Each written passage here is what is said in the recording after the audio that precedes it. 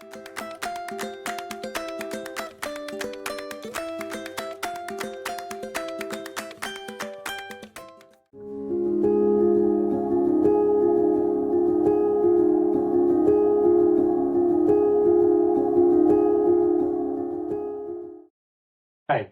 welcome to EOD Podcast.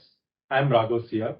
In this segment, we the youth, we are trying to focus on youngsters who have had different experiences in their past and get to understand from them. Today we have Neel Gadika with us. Welcome, Neel. Thank you. So, Neel, starting with your past, I think it's better to start with the pool. So, you have been a national level swimmer. So, can you tell us exactly where it began and when did you realize that you had the potential for national level swimming? So actually, it's a very interesting story. When I was 5 years old, my father was really passionate about sports, and he thought of putting me into one of the sports which I can pursue professionally. So at the age of 5, I first time went to the pool where I started swimming. But initially, for 2 years, I was really feared by the water. I couldn't go more than 4 feet. But eventually, I started. My father was my first coach, so eventually I started practicing more. And it was first time when I was 9 years old, I participated in my first district competition, where I luckily actually won 2 gold medals and qualified for state competition. So that was a time when I realized and my father realized we can actually take it professionally, and then I started concentrating and training more professionally towards swimming. That's great. So, I like one of your friend has been Olympics level player, right? So you both had trained together. Did you ever feel that it could have been you, or like what made you move away from this? Actually, we were a bunch of 10, 12 people who were practicing together, and we almost practiced for 7, 8 years together for all participating in district, nationals, and various competitions. And it was one of my friend Advait Page who recently participated in the Olympics, which happened. But somehow I feel when I was at in 10th standard, that time I took a conscious decision. I had that nudge for engineering and innovation, so I was always good at studies as well. I was managing my swimming and studies pretty well. That time I realized maybe swimming is more of a hobby for me, though I pursued it professionally very well for 10 years. But that time I sort of pivoted more towards started studying for IIT and pursuing a sort of career in engineering.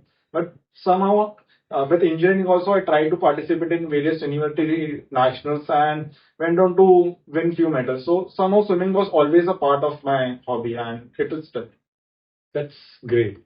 So, but what contrasts me really is like from pool to the wildlife. Like if I have to talk about that. So I know like like wildlife exploration and wildlife conservation projects have been a part of your childhood, like which is something very unique. And you were involved in this some serious government projects with your parents in wildlife conservation. So can you walk us through that memory? So again, it goes back to when I was 7 years old, and I first time went with my parents to Ranthambore National Park.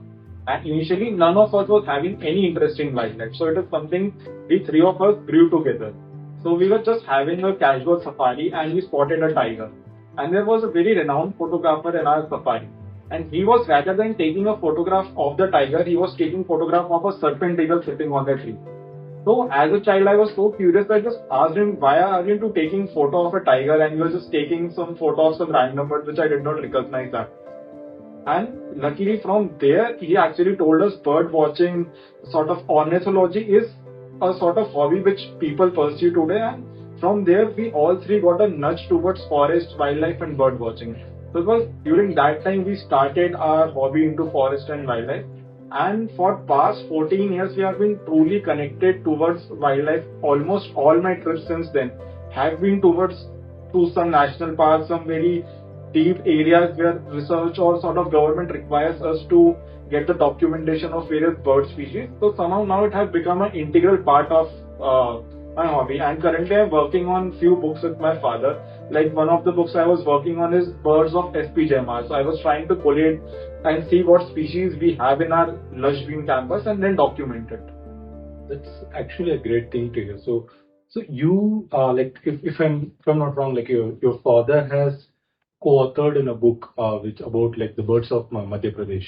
Yeah. And you it has like the pics which you have taken. Some of the pics Yeah. taken by you, like most of the pics. So, could this be like clearly that you had a great interest towards wildlife photography, Yeah. which is a career by itself.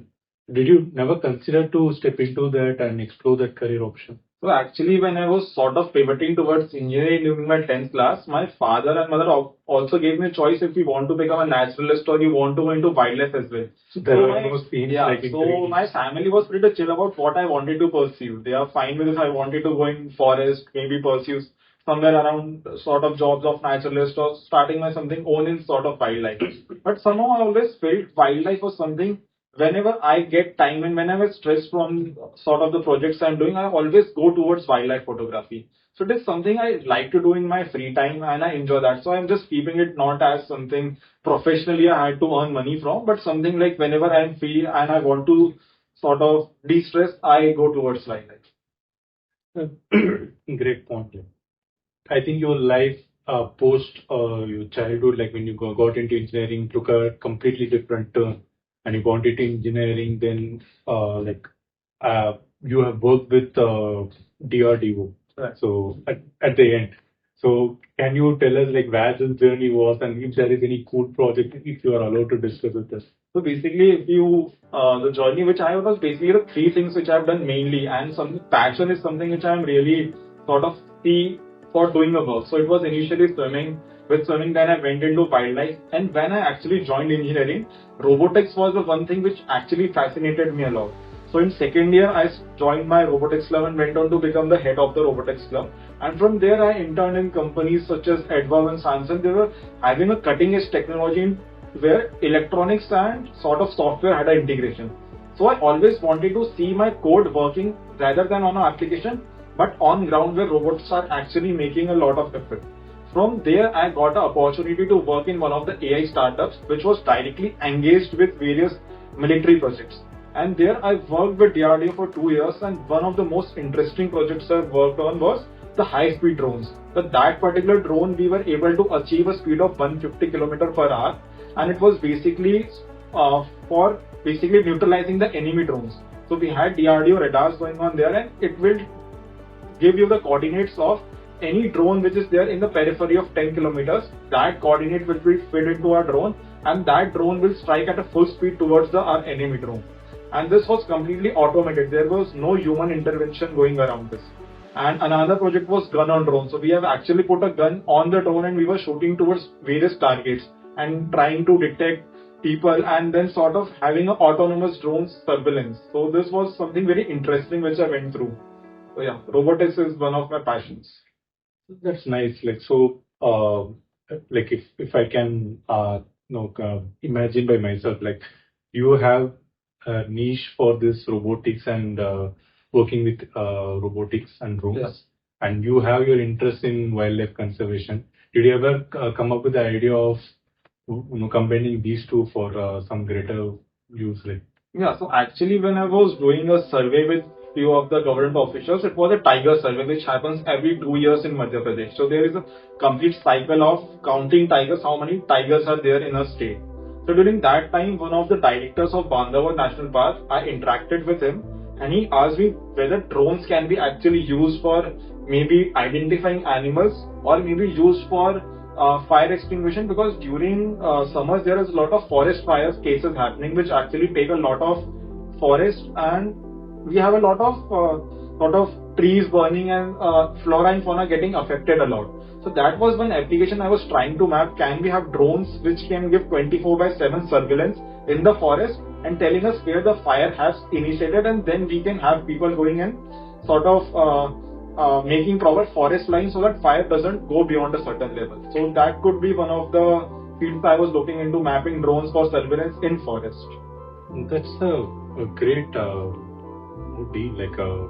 I think these kind of technologies are definitely required for our country. And actually many countries are actually using it. So if you talk about Australia, there was recent fire in Tanzania and actually they used drones to detect the fire and even to neutralize it. Wow. I think that is very a big necessity for us. And if I have right now you're shifted to serious business world and you're pursuing your MBA here in SPJIMR. So from swimming in the pools to exploring the forest and working with drones. And how does it feel now to sit in a classroom with people with varied experiences, interacting with them? How contrasting is the experience here, and how was it different? Basically, my journey before coming to MBA was very different, and my sort of the decision to take MBA was also very instantaneous and random.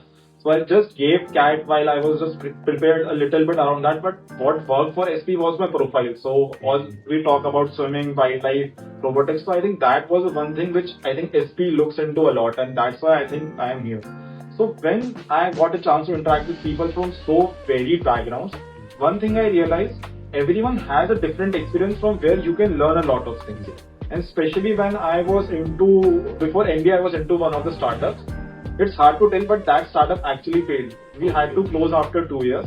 And from there, I sort of got a nudge. I need to know how the business runs. We were so doing well technically. We were having DRDO projects, but still we weren't able to monetize our business properly.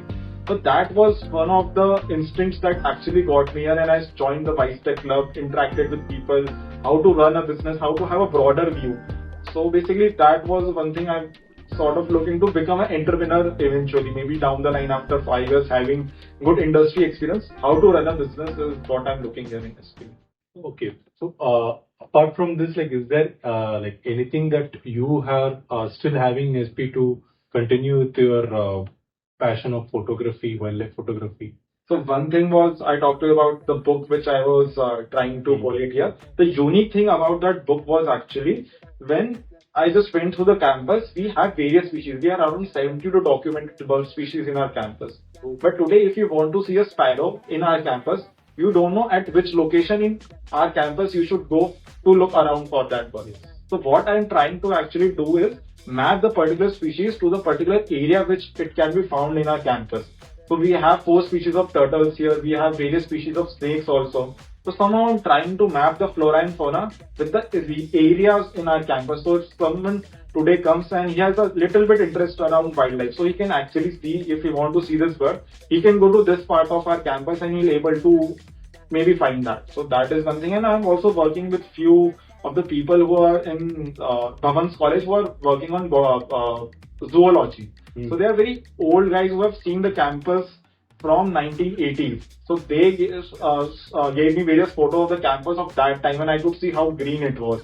So I'm also trying to document those changes, what species we could have found out that time and what species are now there. So there are a few species which have sort of gone extinct from our campus. So that is also I'm trying to sort of document it. That's an interesting thing. So you're trying to make a guide for those who are interested, just like you are. Yeah.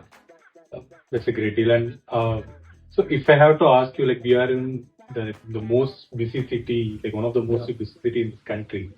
And SPJIMR campus almost feels like a mini forest in the middle of the city. But outside this campus, have you ever tried looking for, going for any similar spots in Mumbai? So actually, Mumbai is one of the cities which have the highest level of birders. So we have a very good community working here. So I'm a part of their few WhatsApp groups, and we almost daily get from the various rare sightings we are having from different areas around the Mumbai. So I went to Alibag for one of the trips with my friend, and there I could find few pelagic birds. Pelagic birds are basically which can be found around the ocean area. So Mumbai is a very good area where the pelagic birds as well as little bit of the Western Ghats also starts here. So around Mumbai there are more than 300 plus birds which we can see in the Mumbai region itself. So I went to a few spots like CEC is one of the area which is beside Sanjay Gandhi National Park, a beautiful spot to go. We have actually few sighting of even leopards. We have Russell vipers and different bamboo vipers also being sighted there, and a good amount of bird species to look around. So that is one spot everyone can go, Sanjay Gandhi National Park.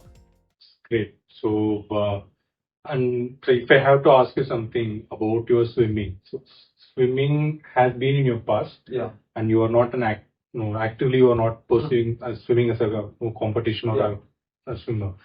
So if you had one skill that you had learned from swimming, which is useful for you here in MBA, because I feel like your wildlife photography is somehow in touch with you even here.